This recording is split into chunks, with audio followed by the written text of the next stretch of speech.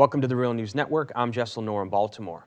As global temperatures rise, the Arctic is melting and opening up new shipping routes and previously inaccessible natural resources. On Monday, December 9th, the Canadian Foreign Minister, John Baird, held a press conference reaffirming Canada's recent claim to Arctic resources to the UN, which include the North Pole. Meanwhile, the following day, Russian President Vladimir Putin announced he would beef up Russian defense forces in the same region and further develop Russian infrastructure there. Now joining us to discuss this is Yves Engler, Canadian commentator and author. His most recent book is The Ugly Canadian, Stephen Harper's Foreign Policy. Thank you so much for being with us. Thanks for having me. So what exactly is at stake here with Canada making this claim, and why should people be concerned about this? Well, I think what's at stake is with climate change, resources that were previously inaccessible becoming accessible. 30% of the world's undiscovered natural resource or natural gas, and 15% of oil is thought to be in the Arctic. Obviously, there's also shipping lanes and the ability to potentially put tolls on those. That are at play. I think that as much as the tangible economic interests, just from the Conservative government's perspective, this is about nationalism and playing to a certain sentiment among the Canadian public. And as one minister said, this is the last lines of Canada. It has sort of very kind of colonial type language being used and try to sort of generate nationalist sentiment. I think that's taking place on the Canadian side and probably also on the Russian side. And I think that the main issue that we need to be concerned about is, first of all, the fact that that the ice is melting. That's by far the most important issue here. Is that this is a sign of really big trouble for humanity's ability to survive on this planet in terms of climate disturbances, and also the fact that the first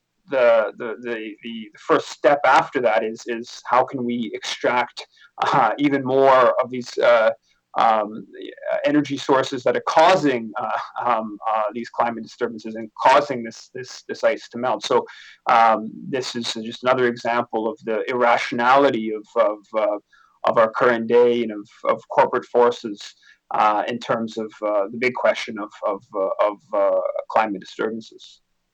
And I hope the irony isn't lost to these global leaders that are spearheading this, because they're literally using climate change and global warming to increase natural resource consumption. So it's just baffling in a lot of ways. But to that last point you made about who's going to end up extracting these resources, it's going to be big corporations either way, whether it's Russia's Gazprom or Shell Oil or another corporation. So at the end of the day, this is only going to get worse, essentially, is what you're arguing. Yeah, well, I'd say it's likely to get worse.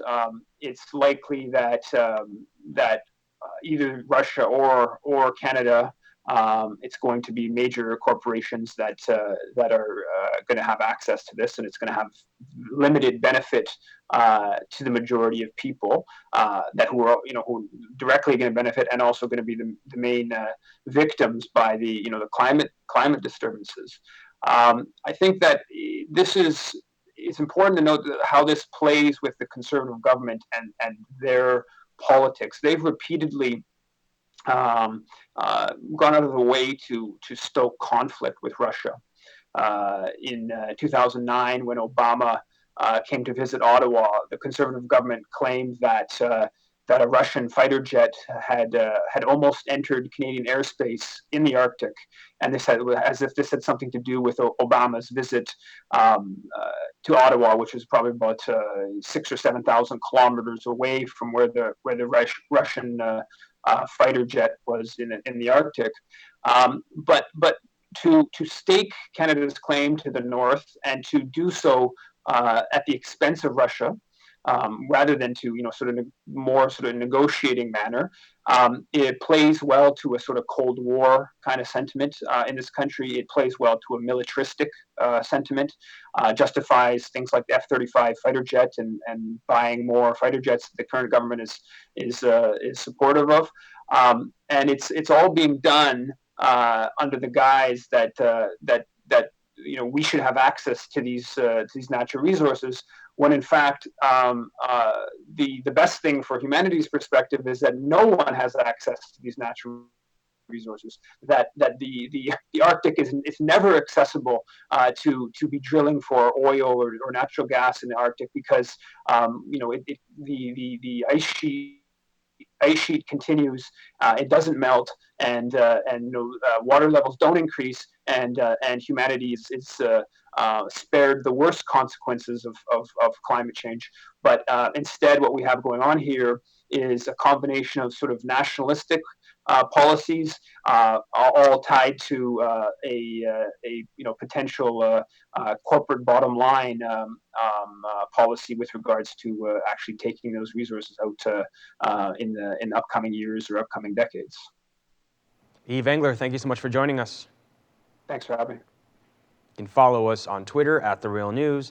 Tweet me questions, story ideas @JesselNoor. Thank you so much for joining us.